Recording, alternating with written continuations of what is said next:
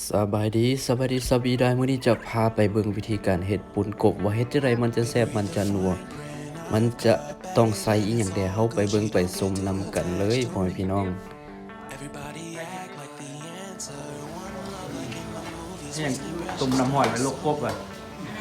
ลวกทั้งกับปูกบกบยังหมดขายเองเลยนะ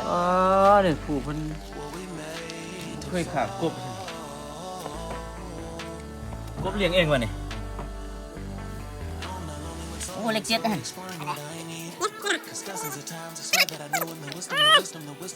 กับธรรมศาสตร์เลี้ยงเองวะสันดิ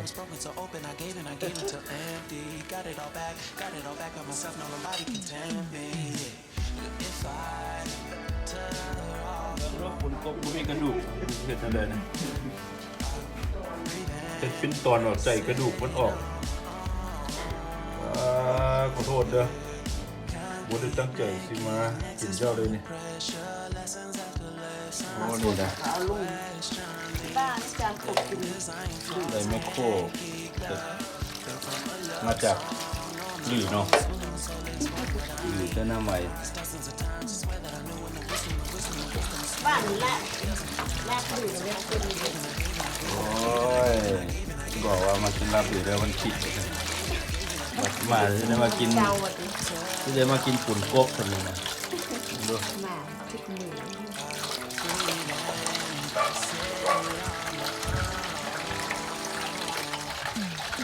จับตัวก็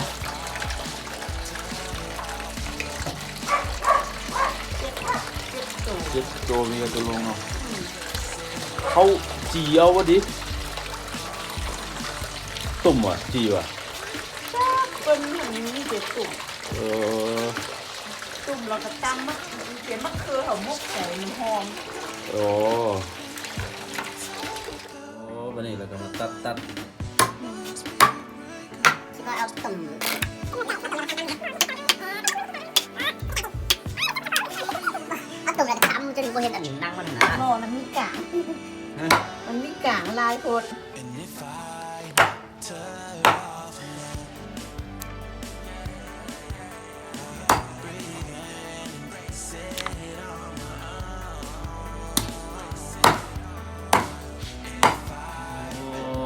ตัดปิดตอนแล้วก็ตุ่มสันเดย์เพิ่นว่า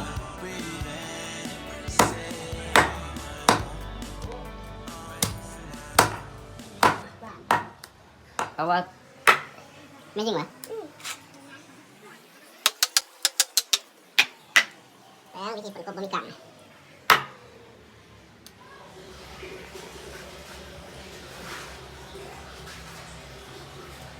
โอ้นี่ตุ่ม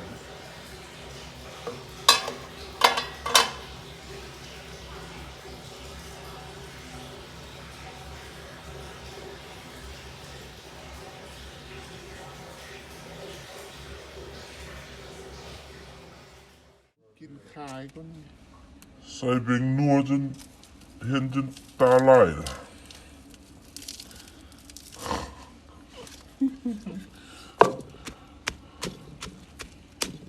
ไม่พูดมาพูดนะ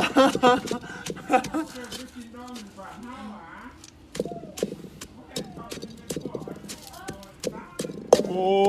กินแบบนี้กระดูกผุมันโอ้นี่มันแซ่บยิ่งใส่ยิ่งแซ่บ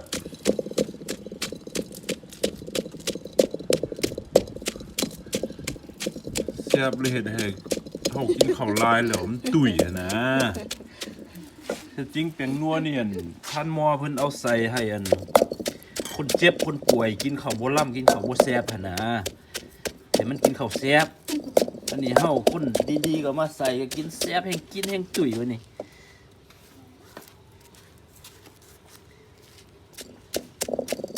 บ่ปาดใส่หมดเลยบ่มันจำที่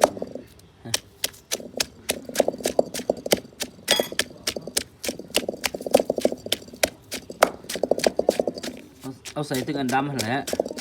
บ่ปอกเอาไว้เนาะมันจริงบ้านอันนั่งกบนะอัน ข่ไก่แม่กินกบแล้วมาลอกนางออกนะ กระลอกนางออกเลยเป็นตาย่านนี่ โอ้ยลอกนางที่กินพังนั้น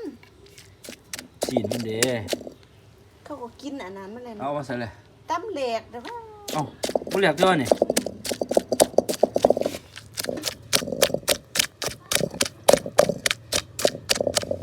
เอาใส่ เหล็กไรเขาตานะ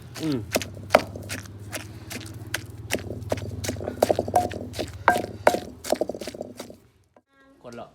ไม่ได้ถ่ายบ่เอาลงบ่ถ่ายวิดีโอเอาลงขวาง อ๋อแล้วขอ เห็นบ่เอาลงตามให้มันเห็นพกนี่ เห็นด้วยวะเมื่อกี้ชิบไก่ทะลุเห็นวะ เห็น เห็นคนต่ำอยู่วะ บอกไม่ เอาถ่ายคนต่ำเลยแม่นี่ต่ำเจียวใส่ปนกบได้หรอวะ ได้แล้ว อ๋อเบิ่งนี่เห็นวะ เฮ็ด เห็นวะเป็นตาแซ่บบ่ มุนแท้ ตาแซ่บบ่ลูก เหลวเลย ฮะ เหลว มันเหลวอ่ะโอเคพอ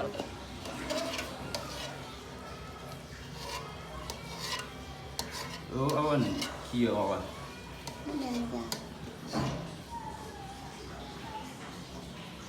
ผลกบสูตรใหม่เลย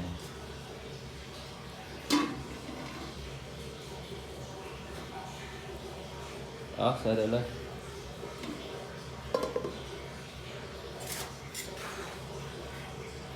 โอ้มันแซ่บอยู่น้ำตัวนี้แหล้วเป็นนัวหลายเนาะ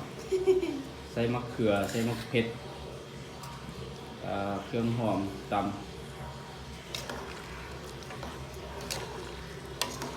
เดี๋ยวเฮ็ดอันตำหือถ้วยหน่อยนึงก็ได้ ชิ้นตำอันต่างหากเนาะ ถ้วยหน่อยนึงก็ได้น้อยนึงเท่าไหร่ก็ได้ มันกบสุกกันนะ โอ้แม่ครัวเฮ็ดสูตรใหม่นี่ผลกบบ่มีตำเลยเพิ่นเด้ปกติเฮ็ดของกินไข่ใส่ เขาเฮ็ดขายอยู่แถวเข็มขาม อยู่เส้นใด อันเบิ่นค กบโอ้อยู่บนคำแม่ครัวของแท้เลยนะมาเฮ็ดผลกบบ่มีตำสูตรใหม่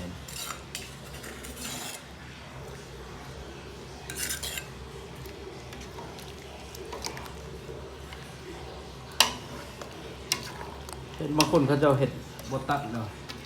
เอาคนๆไปแล้วมันเฮ็ดจังซี่ทรงนิ้วแซ่นะ ำแม่นเฮาบ่ตัดแล้วมันก็โพดไก่ เป็นตาแซ่บอยู่ครับ จะน้อยนั่นแหละเอาพอ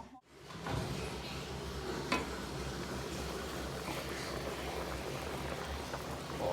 เนี่ยกดเป็นตาแซ่บเลยวันนี้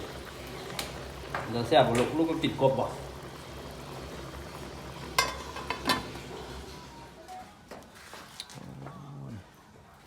แม่ค้าปุ่นกบเอ้ยบ่แม่นแม่ค้าปุ่นกบ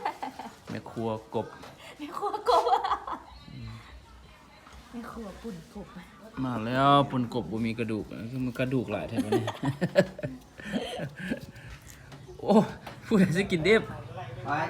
ใครกินดิบ หัวได้บ่ หวานหนึ่ง โอ้สะอ้อแม่เคยกินว่าสะอ้อ ออกให้เด็ก เห็นว่าหน้าตาโหดจังซี่เฮาก็บ่เลือกอยู่ได้ตุ้ยนี่มีทั้งลาบหลู่มีทั้งปุ่นกบกระดูกบักลายนี่ เครื่องเคียงน่ากินว่า โอ้แมงวันมาทันทีเลย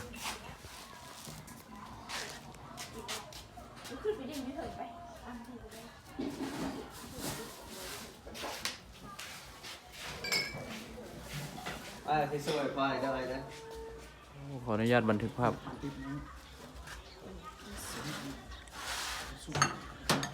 นี่มีทั้งสุกทั้งดิบ ก็ต้องดูคุณบอก อันนี้เงิน สุกดิ เปลี่ยนบอล พอตู้ สุกมันต้อง พอตู้สมดีเป็นปูแล้วได้เนาะมีหลานแล้วเนี่ยเป็นปูแล้วนั่นเนี่ยมีหลานเราเป็นปูนี่หลานเพิ่นมาอย่างเนี่ยมีลาบมีปนกบอันเนี้ย พอได้แล้วเอาเลย